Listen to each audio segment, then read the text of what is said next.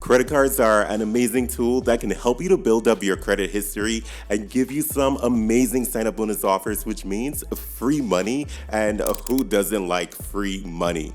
Some credit cards even come with really good benefits such as rental car insurance, cell phone protection, extended warranty, and purchase protection. There are even credits that'll cover TSA Pre Check, airline incidentals, and depending on the credit card you have, you may be able to score a free night at some hotels. All of these perks sound great, and believe me, they are great, but what's even more important is the huge sense of responsibility that comes along with credit cards. In today's video, we are going to go over 5 terrible things that you should never ever do with any of your credit cards.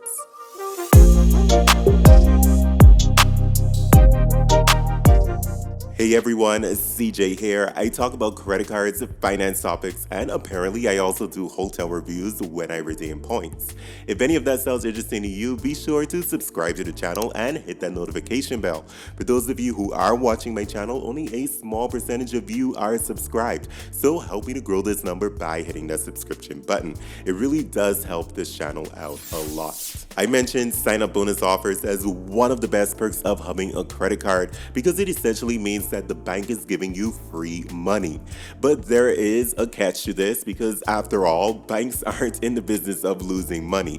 Taking a look at credit cards like the Chase Sapphire Preferred, Amex Gold, Amex Platinum, and Citi Premier card, they all come with very attractive welcome offers. However, they all require you to spend thousands of dollars within a certain time period in order to receive that welcome offer. For example, the Citi Premier card comes with 80,000 bonus points once you spend $4,000 within the first 3 months of account opening.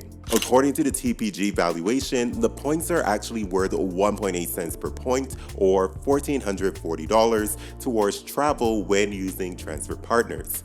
With such a hefty reward payout, the temptation will be there to buy things that you don't need so that you can hit that sign-up bonus payout. And if you aren't careful, you can easily find yourself overspending, which can lead you to leaving a balance on your credit card, which can in turn cause you to pay interest on that balance that you aren't able to pay off during the grace period. Credit card issuers are smart, so make sure that you take a moment to really check your budget and ensure that you aren't spending more than you already have budgeted to spend and are able to pay off without accruing any interest. As far as I'm concerned, it doesn't matter what the current sign-up bonus offer is if you know that you can't meet the minimum spend requirement within the allotted time period based on your current monthly budget and other larger budgeted expenses. In that case, it'll be best to wait until it makes sense within your budget to then go ahead and get that credit card to ensure that you get that sign-up bonus offer. This is an absolutely terrible idea. I understand that people experience tough times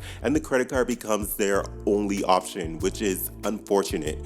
But we aren't talking about those people because they probably already understand that using their credit card was the absolute last resort in a desperate situation.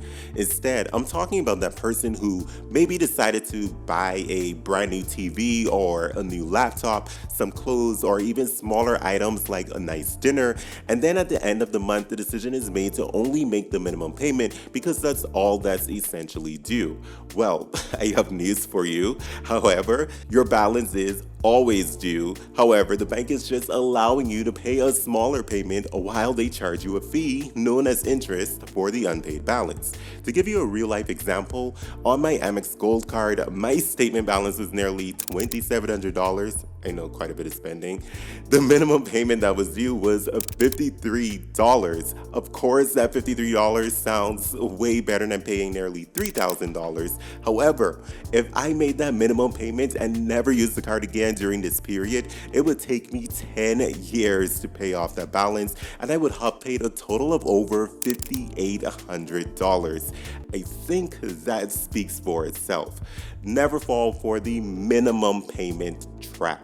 Hey, if you're still with me and you find this information to be helpful, please drop a like for the YouTube algorithm. It helps out this channel a ton and it's free of charge. Unlike those sign-up bonuses. But they kind of are free of charge. Not really. Every once in a while, your credit card issuer will send you some blank checks in the mail. During the pandemic, I received checks from two of my credit card issuers within days of each other. It's almost as if they decided to talk to one another and send the checks at the same time. Anywhoosies, I did the right thing when I received those checks. I shredded them. But just why did I do this? Those credit card issuers were only looking to help me out during difficult times, right? Yeah, no, they weren't. They were totally using those difficult times as an opportunity to make additional money. Those checks come with cash advance APRs attached to them, and that is no bueno. Let's talk about cash advance fees for a moment. First up is the cash advance fee. Credit card issuers typically charge between 3% and 5% of the total amount of each cash advance requested. The $300 cash advance can cost you $15 if the fee is 5%. Next up is the ATM or bank fee. You may be responsible for paying any ATM or bank fees associated with the cash advance if you visit an ATM or bank to make that withdrawal. Now let's talk about the APR. The APR for cash advances is typically higher than the APR for your regular credit card purchases, so definitely give this a second thought before proceeding with a cash advance. Finally, although this isn't a fee, it will cost you money, and that's because there is no grace period. This means that you'll be charged interest from the date you made that withdrawal. Again, this functions differently than regular credit card transactions, since most issuers offer a grace period of at least 21 days, where you won't be charged any interest if you pay off the balance by the due date. There are people out there who think that this isn't a big deal. Missing your payment due date is something that you want to avoid at all costs. At the very least, get into the habit of paying the minimum payment by the due date so that you won't incur any fees such as a late fee, a penalty interest increase. Yes, believe it or not, that happens. And there are even cases where a credit card issuer may decide to lower your line of credit because you aren't making your payments on time, which can drastically increase your utilization rate and cause major damage to your credit score. Every lender and credit card issuer is different, but it is generally agreed that the late payments won't be reflected in your credit report until it is 30 days past due. But I personally would never risk this, especially since you're still likely to incur some or all of the penalties from the credit card issuer. An easy way to avoid this is by enrolling in automatic payments. A huge part of getting any credit card is to have access to its benefits. This ranges from the reward categories to some of the benefits that I mentioned at the beginning of this video. Let's talk about the reward categories, for example. If you're someone who isn't paying attention to your reward categories, you can easily miss out on an elevated earnings rate if you forget to activate your rewards, and this is specific to credit cards like the Chase Freedom Flex and Discover It Cashback credit card, which require you to activate those categories every quarter in order to be able to earn at that bonus rate. Other benefits that can save you money, such as extended warranty and rental car coverage, can easily be overlooked if you didn't check the fine print to see all of the benefits and features that come with your card.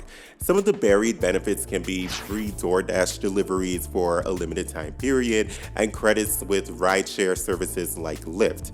You want to be sure to look over all of the details with your credit cards, set reminders to activate reward categories, and be sure to enroll into some of those additional benefits like cell phone protection, which in most cases only requires you to pay your phone bill with your credit card. If you enjoyed this video, please be sure to drop a like for the YouTube algorithm, subscribe to the channel for more, and you made it to the end of the video, so you get a high five. But before I give you the high five, if there is a tip that I missed, and I'm pretty sure I missed many because there are many good tips out there, please be sure to drop a comment down below so that people who are watching this video can read all of those helpful tips in the comment section.